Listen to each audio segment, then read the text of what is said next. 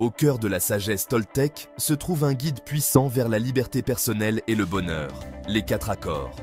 Don Miguel Ruiz, un enseignant spirituel renommé, partage ces accords dans son livre transformateur, offrant un chemin pour se libérer des croyances limitantes et embrasser une vie d'authenticité et de joie.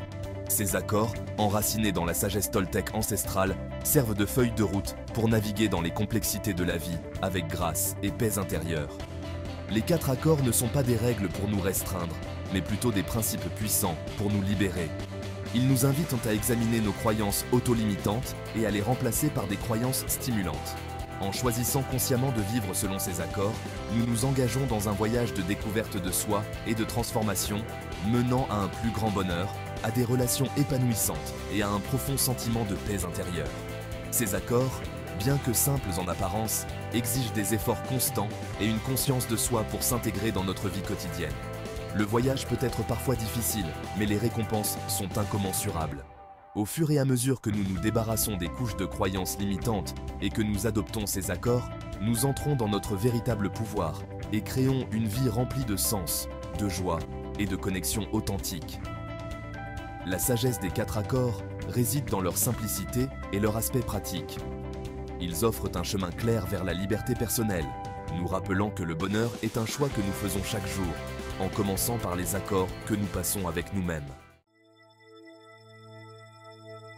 Le premier accord, soyez impeccable avec vos paroles, souligne le pouvoir profond de nos mots. Les mots ne sont pas que des sons, ce sont des forces puissantes qui façonnent notre réalité. Chaque mot que nous prononçons, murmurons ou pensons porte une énergie et a le pouvoir de créer ou de détruire. Lorsque nous parlons avec intégrité, gentillesse et authenticité, nos mots deviennent des graines d'amour et de positivité. Ils ont le pouvoir d'élever les autres, de renforcer les relations et de créer un effet d'entraînement positif dans le monde. A l'inverse, lorsque nous utilisons les mots avec négligence pour bavarder, critiquer ou répandre la négativité, nous libérons une énergie destructrice qui peut nous nuire, à nous-mêmes et aux autres. Être impeccable avec sa parole, c'est s'engager à parler avec conscience, intention et amour. Cela signifie choisir ses mots avec soin, en tenant compte de leur impact sur nous-mêmes et sur ceux qui nous entourent. Il s'agit de dire notre vérité avec courage et compassion, tout en étant attentif aux sentiments des autres. Cet accord nous invite à cultiver une relation consciente avec notre langage. En prenant conscience du pouvoir que nous détenons dans nos mots, nous pouvons choisir de les utiliser pour créer un monde plus positif et plus harmonieux, tant en nous-mêmes que dans nos interactions avec les autres. L'impact de nos paroles s'étend bien au-delà du moment où elles sont prononcées. Elles s'infiltrent dans notre subconscient, façonnant nos croyances, notre perception de nous-mêmes et, en fin de compte, notre comportement. Lorsque nous nous répétons sans cesse des choses négatives comme « je ne suis pas assez bien » ou « je ne réussirai jamais », ces mots s'enracinent dans notre esprit et influencent nos actions. A l'inverse, lorsque nous utilisons des affirmations positives et que nous nous parlons avec bienveillance, nous cultivons l'amour-propre, la confiance en soi et la résilience. Nos croyances, façonnées par notre dialogue intérieur, deviennent des prophéties auto-réalisatrices. Si nous croyons que nous sommes capables, dignes et méritants, nous sommes plus susceptibles d'agir en accord avec ces croyances, attirant ainsi des expériences positives dans notre vie. La façon dont nous nous adressons aux autres a également un impact profond sur leurs croyances et leur comportement. Les enfants qui grandissent en entendant des paroles d'encouragement et d'affirmation sont plus susceptibles de développer une forte estime de soi et une confiance en leurs capacités. A l'inverse, les enfants constamment critiqués ou rabaissés peuvent intérioriser ces messages négatifs, ce qui nuit à leur estime de soi et à leur potentiel. En comprenant l'influence profonde des mots sur nous-mêmes et sur les autres, nous pouvons faire un effort conscient pour utiliser un langage qui responsabilise, élève et inspire. Choisir nos mots avec soin ne signifie pas être parfait, mais s'efforcer de communiquer avec gentillesse, authenticité et l'intention de créer un changement positif. Le deuxième accord, ne prenez rien personnellement, offre un antidote puissant à la souffrance inutile. Il nous encourage à reconnaître que les actions et les paroles des autres sont souvent le reflet de leur propre réalité interne, de leurs propres croyances, expériences et blessures. Lorsque nous prenons les choses personnellement, nous laissons les événements extérieurs dicter notre état émotionnel. Nous abandonnons notre pouvoir et nous nous retrouvons piégés dans une toile de négativité qui peut mener à la colère, au ressentiment et au doute de soi. En nous libérant du besoin de personnaliser chaque action ou parole qui nous est adressée, nous reprenons notre pouvoir et choisissons la façon dont nous réagissons au monde qui nous entoure. Cela ne signifie pas que nous devenions passifs ou que nous acceptions les mauvais traitements. Il s'agit plutôt de reconnaître que le comportement des autres ne nous concerne souvent pas, mais les concerne eux. Lorsque nous nous détachons du besoin de personnaliser, nous pouvons réagir avec plus de clarté, de compassion et même d'humour. Choisir de ne pas prendre les choses personnellement est un exercice d'auto-préservation. Il s'agit de créer des limites saines et de protéger notre bien-être émotionnel. En nous libérant du besoin de contrôler ou de changer les autres, nous nous libérons pour nous concentrer sur ce qui compte vraiment, notre propre croissance, notre bonheur et notre paix intérieure. Section 5. L'illusion de l'offense, des lunettes différentes, des points de vue différents.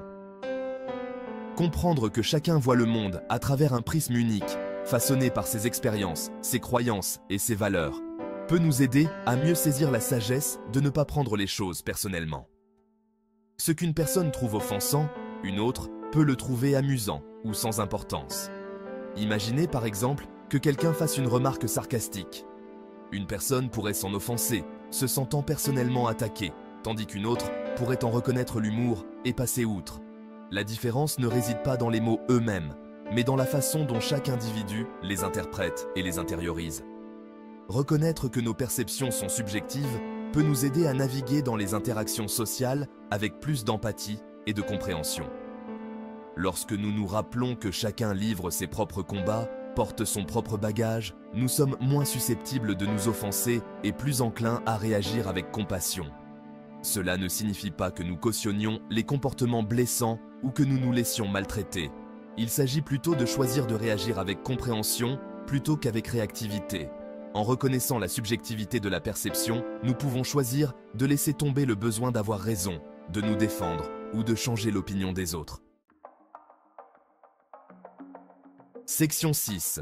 Le piège des suppositions, la mère des malentendus. Ne faites pas de suppositions est le troisième accord, nous exhortant à reconnaître les dangers de combler les lacunes avec nos propres interprétations. Les suppositions sont souvent basées sur des informations incomplètes, alimentées par nos propres insécurités, peurs et préjugés. Elles conduisent à des malentendus, des conflits et des occasions manquées de connexion. Lorsque nous faisons des suppositions, nous créons dans notre esprit des histoires qui peuvent refléter ou non la réalité. Nous tirons des conclusions hâtives sans vérifier les faits, projetant souvent nos propres peurs et insécurités sur les autres. Cela peut conduire à des inquiétudes inutiles, du ressentiment et des relations tendues. Par exemple, imaginez qu'un ami ne réponde pas rapidement à votre SMS. Vous pourriez supposer qu'il vous ignore, qu'il est en colère contre vous ou qu'il est tout simplement un mauvais ami. Ces suppositions peuvent conduire au ressentiment et à la distance dans la relation. Cependant, la réalité pourrait être totalement différente. Peut-être votre ami était-il occupé? Avait-il une batterie de téléphone déchargée ou avait-il simplement oublié de répondre? Section 7. Tirer des conclusions hâtives. Quand les déductions tournent mal.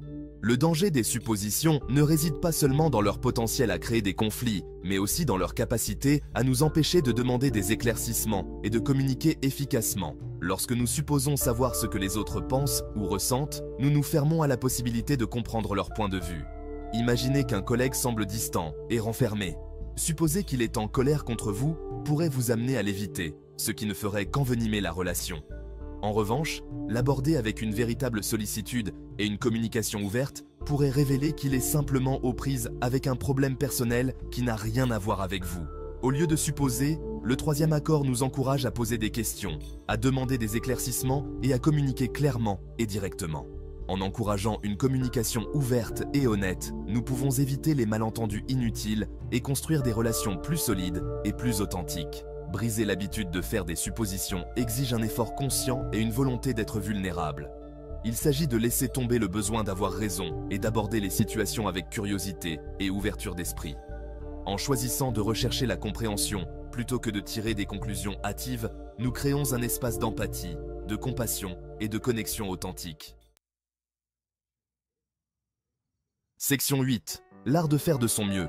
Une mesure personnelle de l'excellence. Le quatrième accord, faites toujours de votre mieux, nous encourage à viser l'excellence dans toutes nos entreprises, non pas en fonction d'une norme extérieure, mais en fonction de nos propres capacités et circonstances uniques. Il s'agit d'être pleinement présent à chaque instant et de fournir nos meilleurs efforts, quoi que cela puisse signifier à un moment donné. Il est important de se rappeler que notre mieux variera d'un jour à l'autre, et même d'un instant à l'autre. Il y aura des moments où notre mieux représentera un effort monumental, et d'autres où il s'agira simplement de sortir du lit et d'affronter la journée. L'important n'est pas de nous juger durement, mais de nous accepter là où nous en sommes avec compassion et compréhension. Cet accord ne consiste pas à être perfectionniste ou à nous pousser jusqu'à l'épuisement professionnel, il s'agit de cultiver un esprit d'excellence dans tout ce que nous faisons, qu'il s'agisse d'un projet professionnel, d'une activité créative, d'une relation ou simplement de prendre soin de notre propre bien-être. Section 9. L'effort, pas la perfection. Adopter notre capacité évolutive. Lorsque nous abandonnons le besoin de perfection et que nous nous concentrons sur le fait de faire de notre mieux, nous nous libérons des chaînes de l'autocritique et de la comparaison. Nous pouvons célébrer nos progrès, apprendre de nos erreurs et aborder les défis avec un état d'esprit axé sur la croissance. Imaginez que vous appreniez à jouer d'un nouvel instrument. Au lieu de vous décourager à cause de vos erreurs ou de vous comparer aux autres, vous vous concentrez sur la pratique régulière et la célébration des petites victoires. Vous reconnaissez que vos compétences se développeront avec le temps grâce à des efforts constants. Ce même principe s'applique à tous les domaines de la vie. En nous concentrant sur le fait de faire de notre mieux à chaque instant, nous cultivons un sentiment d'accomplissement et de satisfaction, quel que soit le résultat.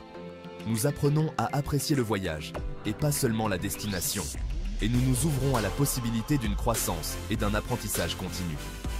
N'oubliez pas que votre mieux n'est pas un point fixe, mais une expression en constante évolution de qui vous êtes et de ce dont vous êtes capable. Appréciez le voyage, soyez bienveillant envers vous-même et ayez confiance que votre mieux est toujours suffisant. Section 10. Le pouvoir transformateur des accords, une vie de sérénité. Adopter les 4 accords n'est pas un événement ponctuel, mais un voyage de toute une vie vers la découverte de soi et la transformation. Il s'agit de faire le choix conscient de vivre avec plus d'intégrité, d'authenticité et d'amour. Au fur et à mesure que nous intégrons ces accords dans notre vie quotidienne, nous commençons à observer des changements profonds dans nos relations, notre perception de nous-mêmes et notre bien-être général. Lorsque nous parlons avec intégrité, nous établissons la confiance et renforçons nos relations. Lorsque nous abandonnons le besoin de personnaliser, nous faisons l'expérience d'une plus grande liberté émotionnelle et d'une plus grande résilience. Lorsque nous laissons tomber les suppositions, nous nous ouvrons à une compréhension et à une connexion plus profonde. Et lorsque nous nous efforçons de faire de notre mieux, nous cultivons un sentiment de raison d'être, d'accomplissement et de paix intérieure. Les 4 accords offrent un chemin pour se libérer des croyances limitantes et embrasser une vie de joie, d'authenticité et de liberté. C'est un voyage de découverte de soi, de guérison et d'autonomisation qui mène à un plus grand bonheur, à des relations épanouissantes et à un profond sentiment de paix intérieure. Section 11. Conclusion. Votre voyage vers la liberté. Le voyage des 4 accords est un voyage personnel qui exige des efforts constants, une auto-réflexion et la volonté de remettre en question nos propres croyances limitantes. Il y aura des moments difficiles et des revers en cours de route, mais les récompenses sont incommensurables. Alors que vous vous engagez dans ce voyage transformateur, n'oubliez pas d'être patient envers vous-même, de célébrer vos progrès et d'aborder chaque jour avec un sentiment renouvelé de raison d'être. La sagesse des 4 accords est un cadeau qui nous offre un chemin vers plus de liberté, de bonheur et d'épanouissement. Embrassez le voyage et observez votre vie se transformer en un chef-d'œuvre que vous créez vous-même.